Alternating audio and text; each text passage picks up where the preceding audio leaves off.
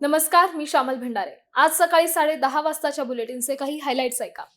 मनोज जरांगे यांच्या मराठा आरक्षणाच्या आंदोलनाचा आजचा 5वा दिवस आहे. मुंबईतल्या अनेक ठिकाणी वाहतूक कोंडी झालेली आहे. प्रचंड मोठ्या प्रमाणात मराठा आंदोलक हे मुंबईत दाखल झालेत. गेल्या 3 ते 4 दिवसांपासून या आंदोलनानं आक्रमक पवित्रा घेतलेला आहे. कारण अनेक ठिकाणी सीएसएमटी परिसर असो किंवा मग आझाद मैदान असो, हजारोंच्या संख्येनं मराठा बांधव हे मुंबईत दाखल झालेले आहेत.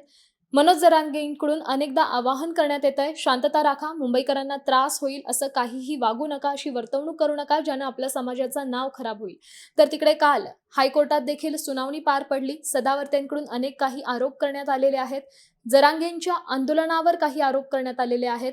वाहतूक कोंडीची समस्या त्यांनी कोर्टात बोलून दाखवलेली आहे आणि या सुनावणी दरम्यान देखील अनेक राजकीय घडामोडींना देखील वेग आलेला आहे. बैठकांचं सत्र सुरू झालंय. सत्ताधारी विरोधक गाठीभेटी वाढलेल्या आहेत.